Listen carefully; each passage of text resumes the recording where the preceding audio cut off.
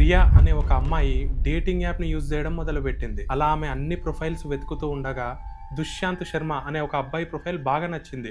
వెంటనే ఆ అబ్బాయికి మెసేజ్ పెట్టింది. ఆ మెసేజ్‌ని చూసిన ఆ అబ్బాయికి కూడా చాలా ఆనందంతోటి వెంటనే రిప్లై కూడా ఇచ్చిండు. అలా వీళ్ళిద్దరి మధ్యల పరిచయం ఏర్పడింది. అండ్ ఆ పరిచయం కూడా ప్రేమగా మారింది.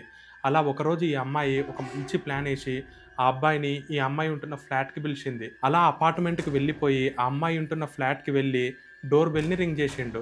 వెంటనే ఆ అమ్మాయి గూడా ఫాస్ట్‌గా టెన్షన్ పడుకుంటొచ్చి, ఆ డోర్ ఓపెన్ జేసి, ఈ అబ్బాయిని ఇంట్లోకి తీసుకెళ్ళి, వెంటనే డోర్ క్లోజ్ జేసింది. అప్పటి వరకు అంతా బానే ఉంది. కానీ ఈ అబ్బాయి ఆ ఇంట్లోకి ఎంటర్ అయిన వెంటనే, ఈ అమ్మాయితో పాటు ఇంకా ఇద్దరు అబ్బాయిలు గూడా ఉన్నారు. అందులో ఒక అబ్బాయి ఈ అమ్మాయి ముందు బాయ్ ఫ్రెండ్. అలా వీళ్ళు ముగ్గురు కలిసి అతన్ని బెదిరించి, అతని దగ్గరున్న డబ్బు, బంగారము, మొబైల్ ఫోను ఇవన్నీ లాగేసుకున్నారు. అంతటితోటి ఆగకుండా ఈ అబ్బాయి వాళ్ళ పేరెంట్స్‌కి కాల్ జేసి 10,00,000ని ఇమ్మీడియేట్‌గా వీళ్ళ అకౌంట్‌కి కొట్టమని జెప్పిర్రు. సో, అంత డబ్బు వాళ్ళ దగ్గర లేకపోవడంతోటి ఓన్లీ 3,00,000 మాత్రమే అరేంజ్ జేసిర్రు. సో, వెంటనే వీళ్ళకి కోపమొచ్చి ఇతన్ని గనక వదిలేస్తే ఖచ్చితంగా వీళ్ళ పేర్లు ఎక్కడ జెప్తాడో అనుకోని వెంటనే అతన్ని దారుణంగా ముక్కు, నోరు మొత్తం మూసేసి చంపేసిర్రు. అప్పటికి అతను కొంచెం కదులుతూ ఉండటంతోటి వాళ్ళ దగ్గరున్న కత్తులతోటి అతని గొంతు మొత్తం కోసేసి, అతన్ని ఒక సూట్‌కేస్‌లో ప్యాక్ జేసి, ఎవరికీ తెలవకుండా ఢిల్లీ దగ్గర కాలువలో వదిలేసిర్రు. సో, ఇతని పైన మిస్సింగ్ కంప్లెయింట్ ఇచ్చిన తర్వాత పోలీస్ వాళ్ళు ఇన్వెస్టిగేషన్ జేసి, ఈ అబ్బాయి చివరిసారిగా ఎవరితోటి మాట్లాడిండో కనుక్కొని, ఇతను వెళ్ళిన సీసీటీవీ ఫుటేజ్‌ని గూడా ట్రాక్ జేస్తే ఈ అమ్మాయే అని దెలిసింది.